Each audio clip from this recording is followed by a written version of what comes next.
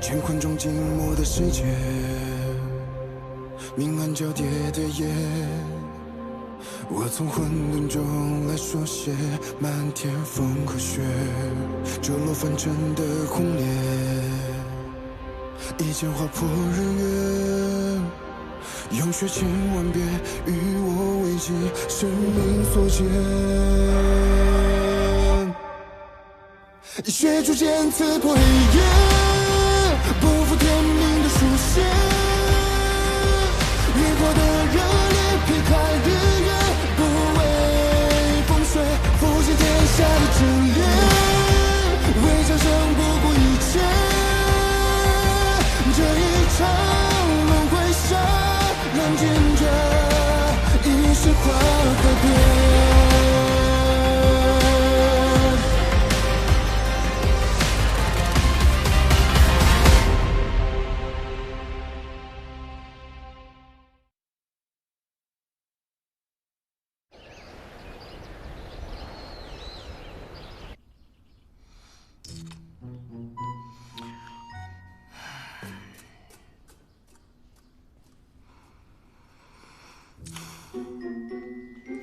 这玲珑殿好看虽好看，但我已经有好几天没有见到昭明了。他有这么忙吗？圣君的时间是属于天下人的，自然是忙。你不是说你是圣君最离不开的人吗？你怎么这么闲啊？我可是身负重任。什么重任？重任是不能随便说出来的，你懂不懂？哎，若你无聊，我倒有个法子让你解闷儿。又有什么新鲜玩意吗？摇头下注，玩的就是刺激。哎，规则很简单。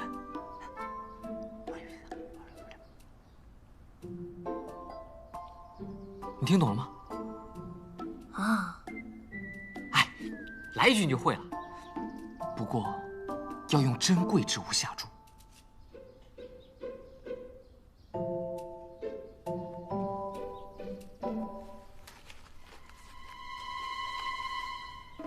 这是我最珍贵的东西了，昨日的桃花酥，我到现在都舍不得吃呢。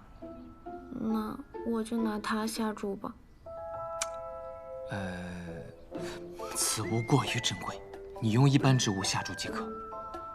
比如，圣君前几日送你的那盒珠宝首饰。嗯。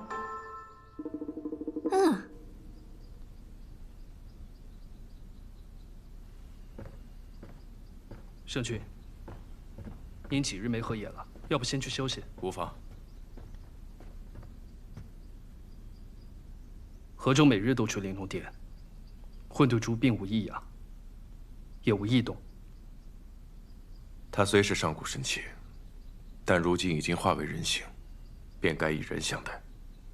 是。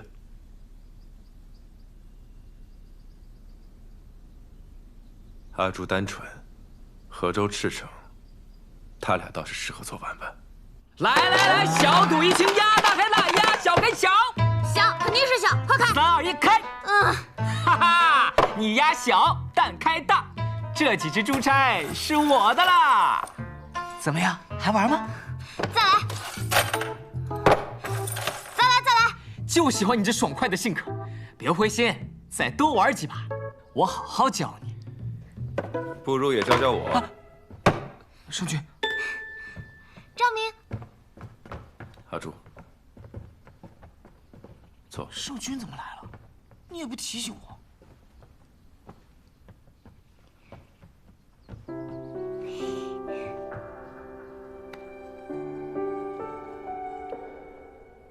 开始吧。圣君，这不太好吧？让你去你就去。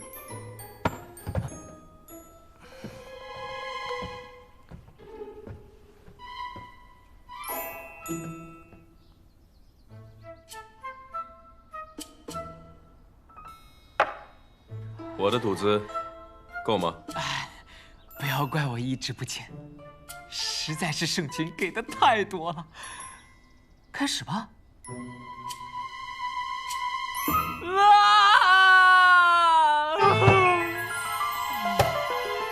全没了，不玩了，不玩了。阿朱，学会了吗？阿朱还未学会，我们继续。圣君，不带这么欺负人的，我都已经输得底朝天了。无妨，下个月的俸禄可提前垫做赌子。你不是说小赌怡情吗？我还想学。赌就是赌，大赌小赌都伤身。阿朱，你别学这些不好的。我和周从今日起戒赌，再也不带阿朱赌博了。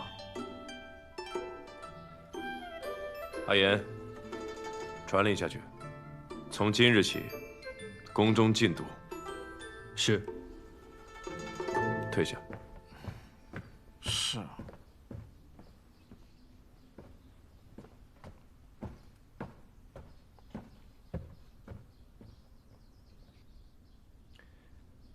阿朱啊，这些彩头你可要收好了，可别再被何周诓骗了。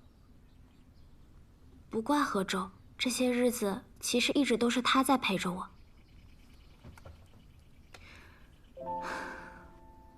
以前当珠子的时候，总是能时时刻刻见到你，现在成了人了，反而想见一面都难，倒还真有些不习惯。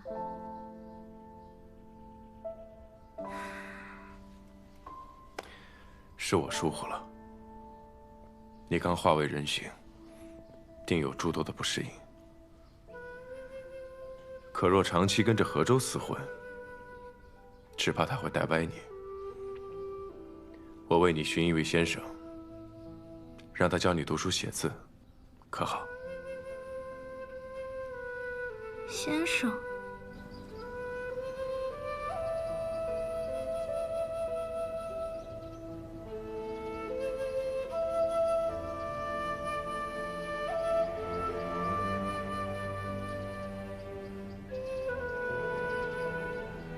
日月光华对于炼制灵丹固然有益，却周期绵长。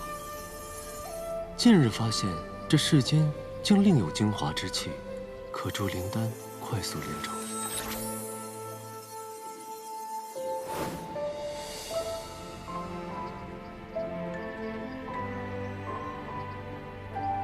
国师，我来晚了，让国师久等了。无妨，片刻等待，等到便好。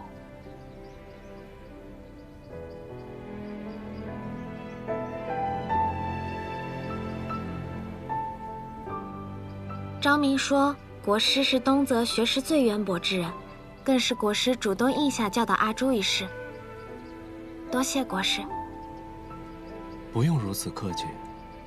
倒显得你我生分。国师这么说，我就放心了。都怪何周一直吓我，说要毕恭毕敬，否则会被先生用戒尺打手心的。但我觉得，国师让我感到非常亲切。那个词怎么说的来着？一见如故。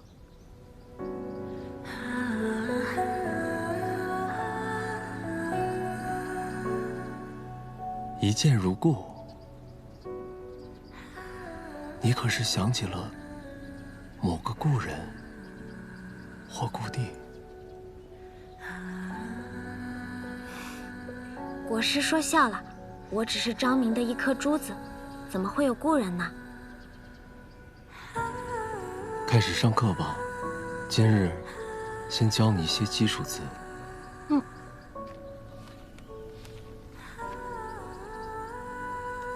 这个字念人，也是如今你的身份。人，这个字简单，好记。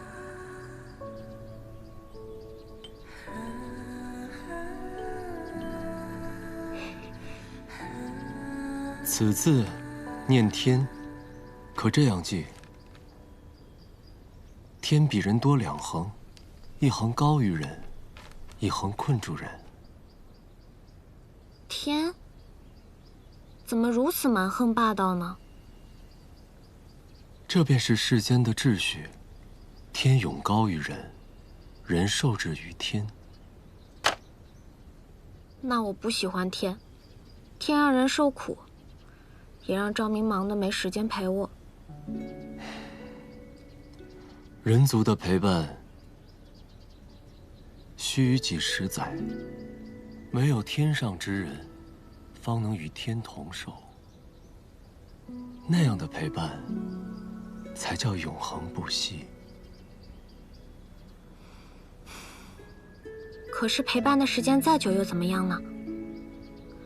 如果2个人待在一起，感到不快乐，那种陪伴，不是痛苦的吗？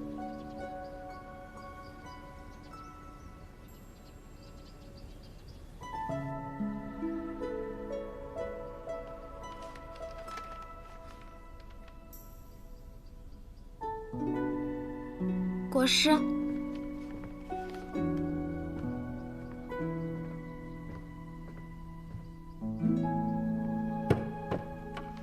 这是我跟膳房师傅学做的点心，特地拿过来给你尝尝。国师今天为什么生气？是不是嫌我学字太慢，嫌我笨了？我并未生气，你心思玲珑，一点即通，又怎会愚笨呢？国师没有生气就好了。那你明天还会教我识字吗？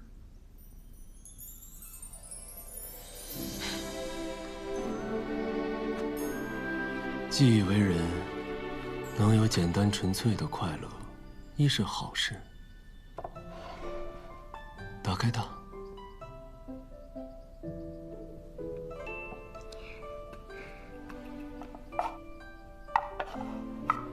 这支玉笔送给你，天道控人，但人执笔，亦可书写自己的命运。多谢国师。那我就先回去了，国师记得吃点心。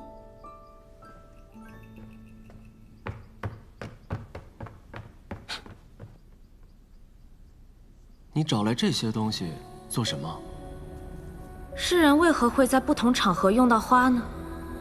婚丧嫁娶、祭拜神灵，看似不相及的事情，却通过同样的花来寄情。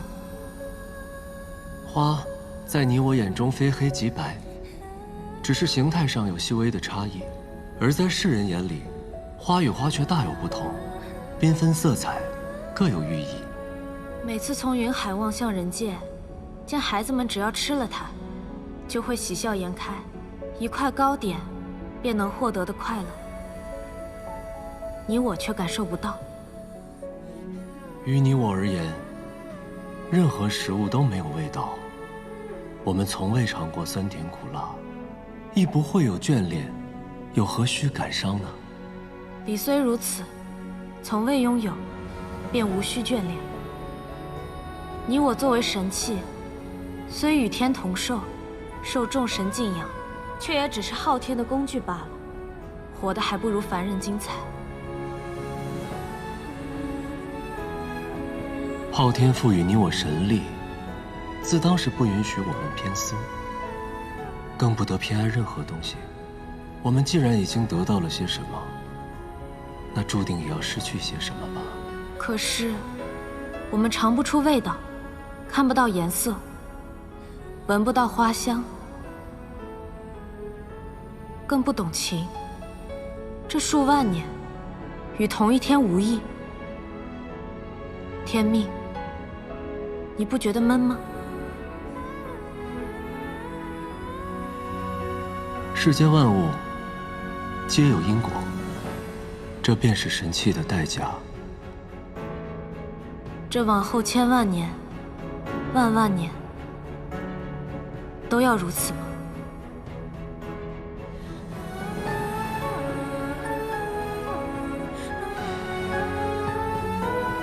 定属如此。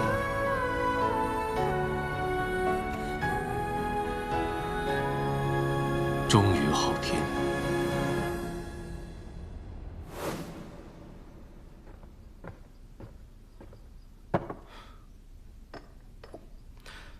国师，方才在殿外，阿朱姑娘说这是她第一次做糕点，味道可好？很甜。可是阿朱姑娘说今天做的是咸口。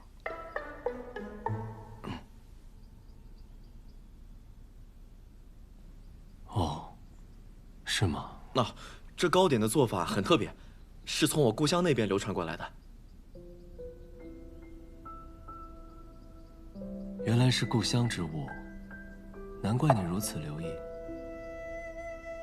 来，你也尝尝。谢谢国师。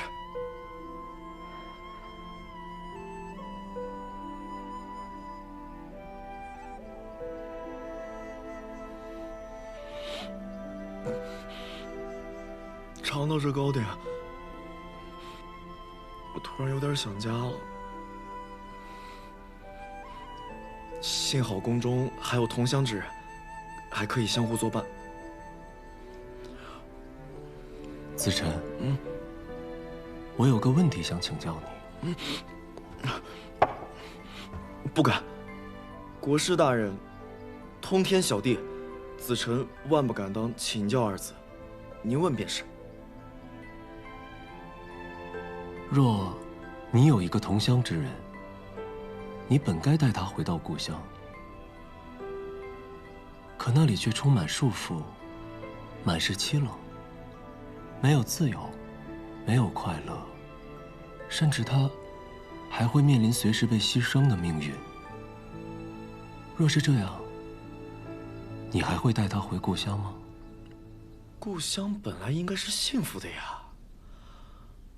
如果回去会变得不幸的话，那便不回去了呗。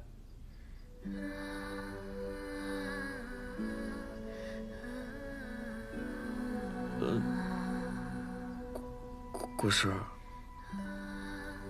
是子辰说错话了吗？哦，无事了，退下吧。哦，是。那糕点，谢谢国师。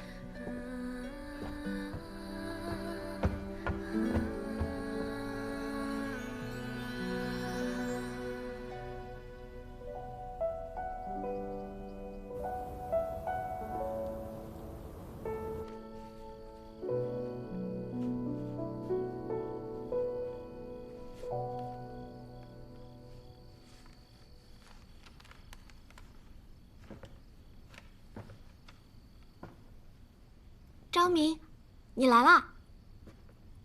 几日不见，我来看看你的功课如何了。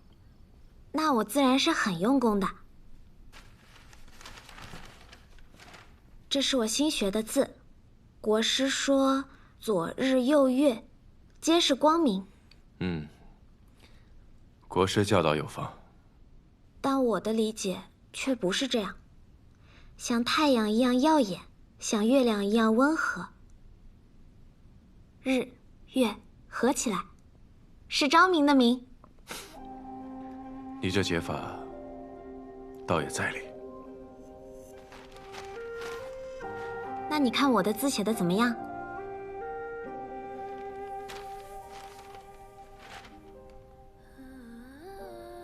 字写的是不错，但是离得有点远。离得远？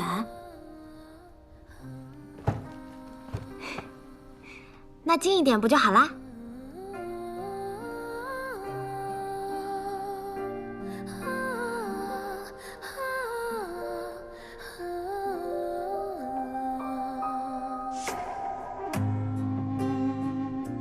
昭明，我算红颜吗？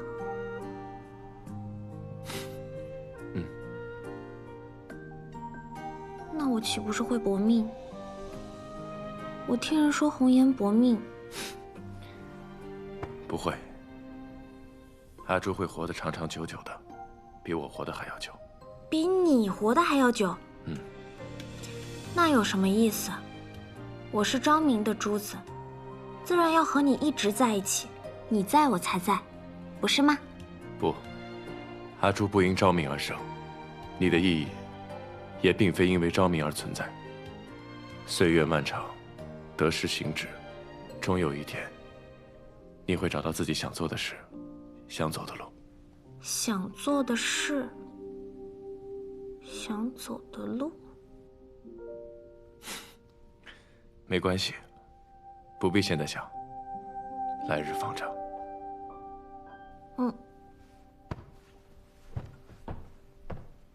我虽然不知道自己想走的路是什么，但我知道你的。昭明是圣君，心怀天下，所以走的是天子之道。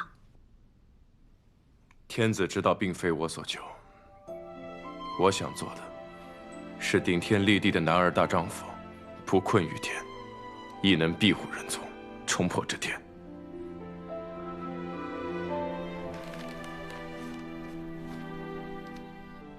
国师说，天比人多2横，牢牢困住了人。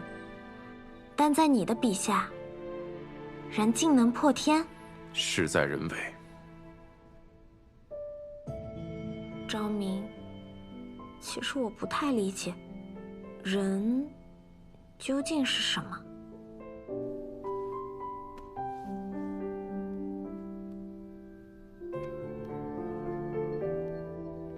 人很简单，也很复杂。看似很单薄，但也可以很有坚固。光看一张纸是看不明白的，看人要用心。心？你要看一个人，不能只看他的外表，也要看他的内在。要看他说了什么，也要看他做了什么。要看他之长，也要看他之短。看他如何待自己，也看他如何待别人。看他在顺境中的风采，也看他在逆境中的抉择。人，短短几句话是说不清的。你若想要了解，我日后带你慢慢去看。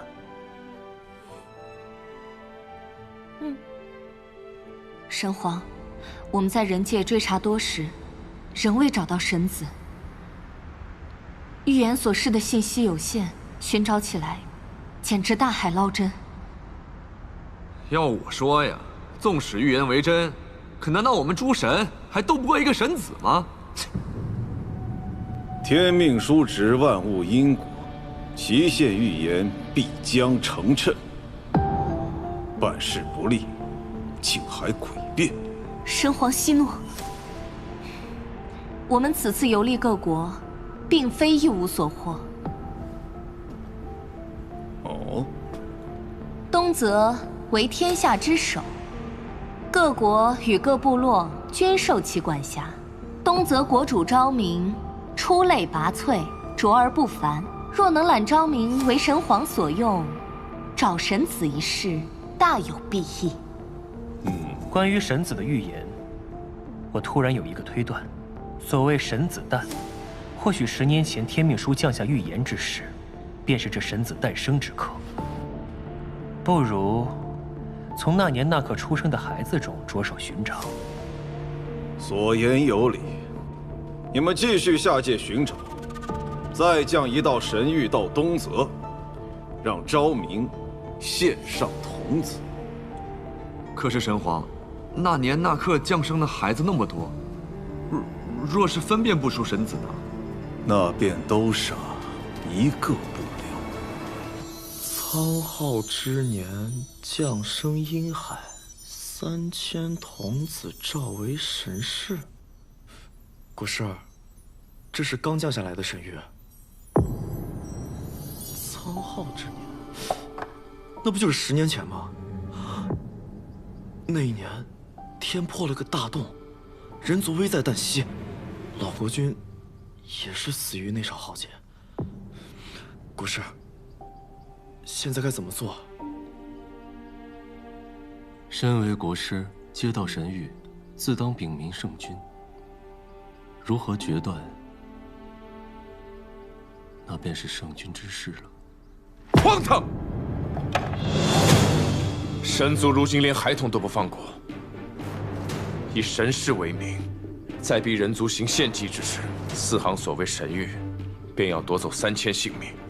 有我昭明一日，绝不屈从神族。请国师将龟甲毁了吧。自今日起，东泽不接任何神谕。圣君，可想清楚了？神族不仁，变本加厉。如今，必须加快找到抗衡神族之法。人神实力悬殊，以人抗神，无异于以卵击石。但我却相信，人定胜天。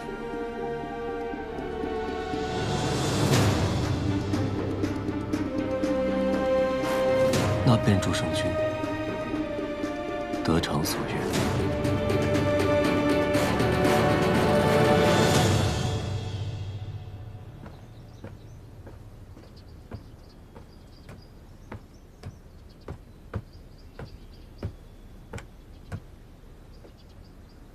干啥呢？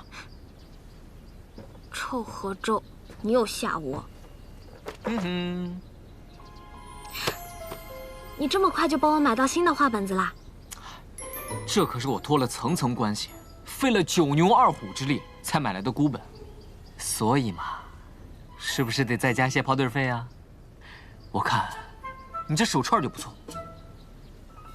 画本子的钱我早就给你了，你又想诓我？哎，谁让你学字学得那么快，还一天看3本？我这买卖可不得跑断腿吗？再说了，这次的画本子跟你之前看的神话故事都不同，这几本讲的是爱情。爱情？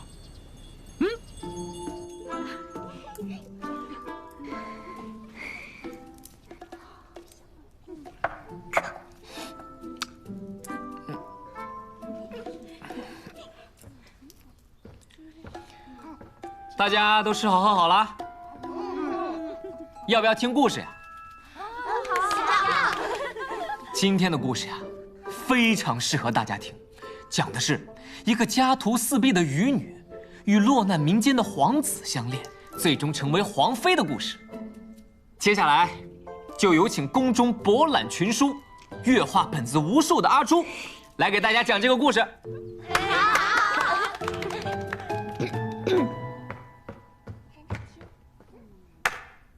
在很久很久以前，有一个善良的渔女出海打鱼的时候，意外救回了一个浑身是伤的男人。渔女的姐姐发现了这件事情，就告诫渔女，千万不要在路边随便捡男人回家，特别是受了伤的男人，因为会变得不幸。可渔女想了想，说：“这个男人不是路边捡的，是海底捞的。”阿朱总是充满了欢声笑语。他来了之后，这原本冷清的长明宫也变得生机勃勃。是啊，宫人都很喜欢他。圣君可要进去看看。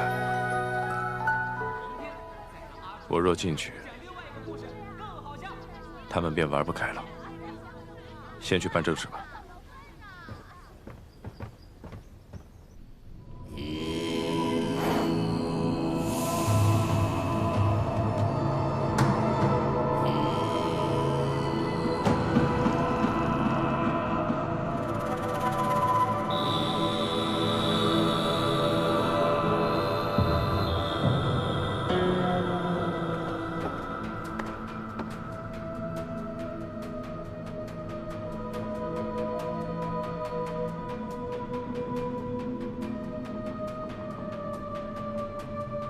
这些年来，我四处寻找、研究抗衡神族的办法。相传，唯有高于神族之物，方可压制神族。其一是上古神器天命书与混沌珠，其二便是天地初开之时，鸿蒙杀气幻化的君天剑。圣君照这地图，已亲自寻了3回，终点均是虚空之地，根本无剑。会不会是这地图有误？不，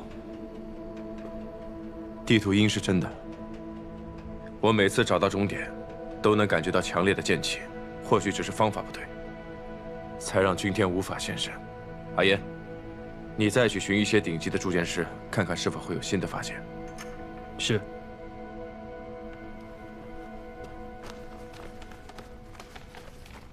若仍未找到君天剑，圣君当真不考虑用混沌珠来对付神族？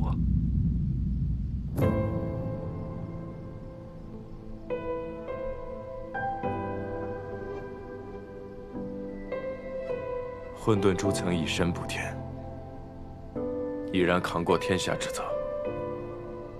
如今宝珠失灵，就让阿朱简单快乐的生活就好了。至于对抗神族，本就该是我的责任。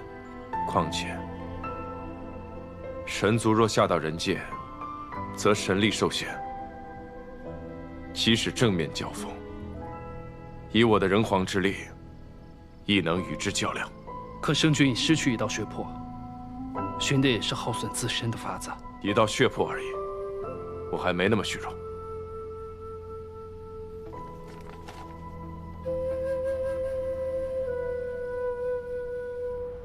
区区昭明竟敢毁掉神域，还不如直接让我杀了他得了。若能直接处置，又何须等到现在？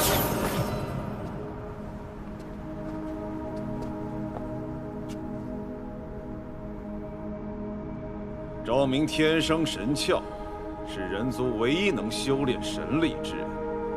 他乃天下共主，受人族拥戴，身上有斩不尽的人皇气运，根本就无法直接将他杀死。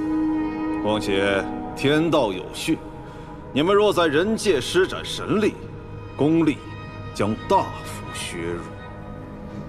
凡人皆有贪嗔痴怨，昭明必有弱点。昭明的弱点并非在自身，而在于天下安泰。他不接神谕，难道其他各国也敢不遵神谕吗？倒不如用一招敲山震虎，将人界的水搅浑。天下动荡，我倒要看看这昭明还如何独善其身。不错，你我皆为心域之神，最擅长操控人心。若在各国降下神谕，引诱他们争夺资源，战事必起，蝼蚁众生都将死于战时。昭明岂敢不从？那便立刻去做。我要看到昭明气短，人皇臣服。半月之间，各国竟同时开战，此事必有蹊跷。是，连向来未战的西邻国，不知为何也暴乱丛生。眼下东泽边境情况如何？圣君下令后，边境将士已提高警惕，只是大量流民逃来东泽，压力大了许多。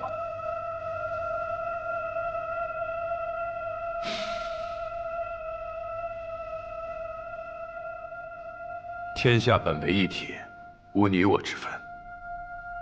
贺州，传令下去，好生关照这些流民。另外，从今日起，自长明殿开始，吃穿用度一律节俭，用以支援难民。是。阿言，你速去调查此事，找出背后原因。是。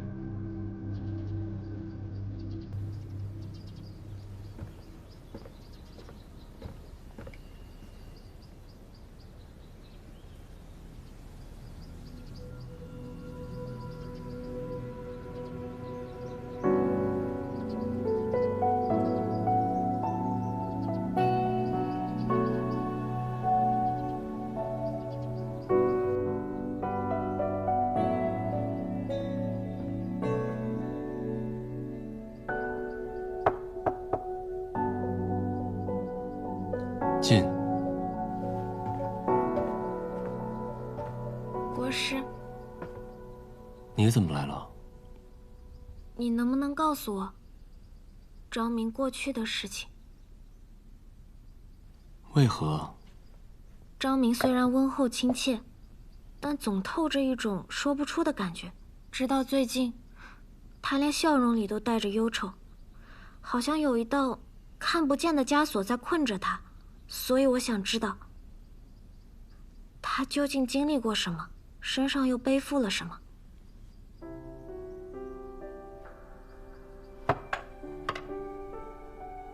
里面记载了东泽本朝的故事，也是昭明的传记。10年前，东泽老国君死于天劫，昭明尚少年，便担负起了整个天下的重责。他天生神窍，骁勇善战，还未及冠，便率军出征，平定各国来犯，稳定东泽。昭明勤政为民，深受臣民爱戴，天下归心，世人奉他为圣君。人族受神族所控，昭明便立下誓言，舍生忘死，亦要护世人无虞。原来困住昭明的不是一道枷锁，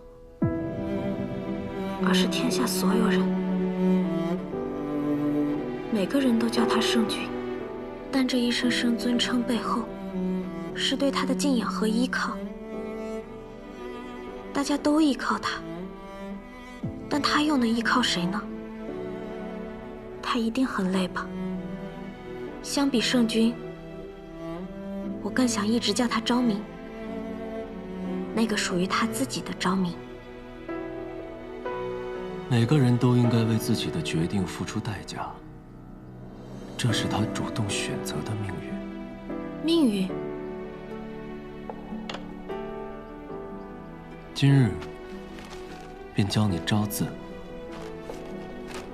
昭，左边为日，如日中天，照拂众生；上面为刀，下面为口，实乃刀口舔血，向死而生。国师的意思是，昭明会死吗？圣君天生神窍，自当与天地同起，又怎会死呢？今日是我多言了。命运玄妙，并非你我看得破的。吓我一跳。昭明没事就好。国师博学，常说一些深奥的我听不懂的话。那阿朱还有一个深奥的问题，想要问国师。你说。什么是情？话本里，樵夫和神女相爱，即使变成石头，永不能相守，也无怨无悔。阿朱想知道究竟什么是情？情是欲念还是动力？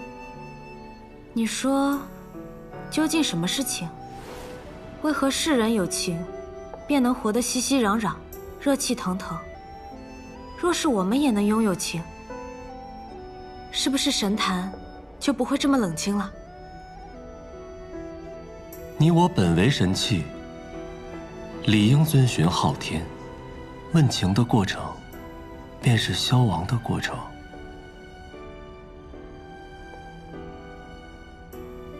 好吧，那便不问了。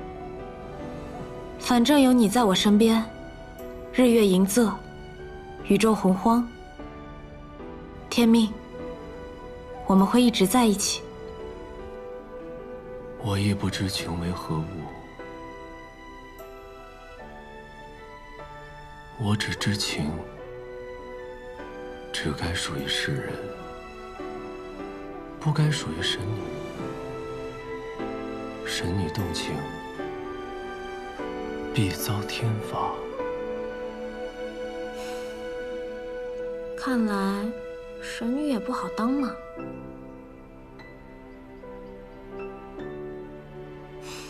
那或许你也是从天上掉下来的神仙珠子呢？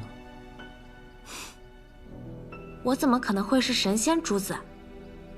我只是昭明手中的一颗普通珠子，只要每天能看到它，陪着它，我就很开心了。可你是珠子，他是人，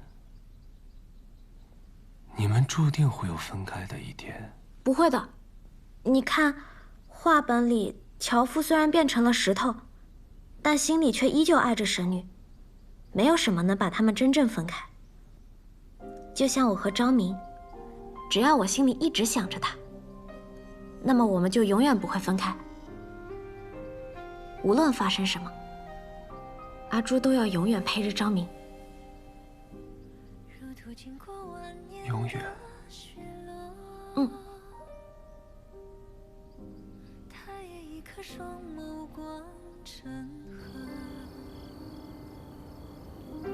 说来仿若前尘曾爱过，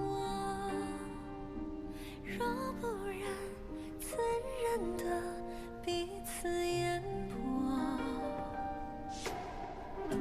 苍野满阁凭烛观月色，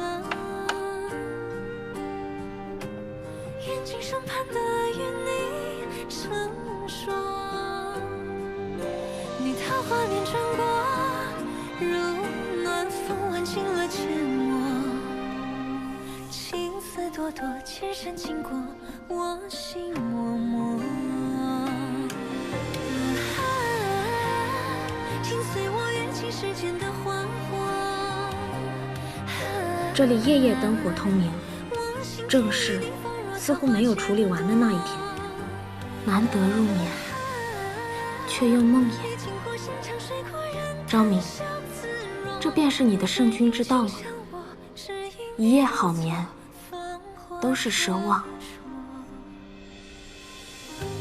苍野满阁秉烛观月色，眼睛上盼的与你成说，你桃花面转过，如暖风挽尽了阡陌，情丝朵朵，千山经过，我心默默。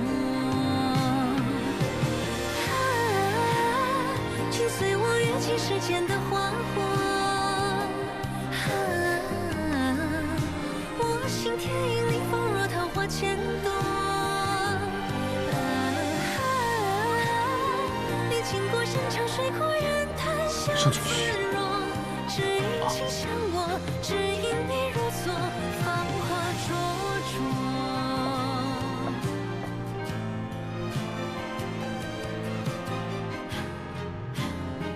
不知为何，只要你在我身边，纵万事纷扰，我亦能宁心定神。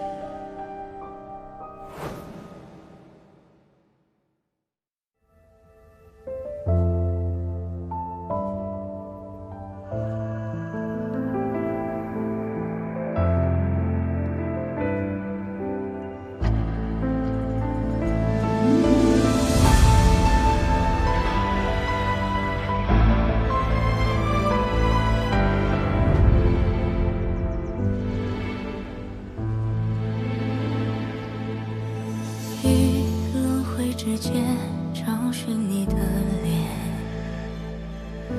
若心中的泪无人发现，可否还不知疲倦？因心有所念，痴情人不必问长路多远，为爱身披风雪。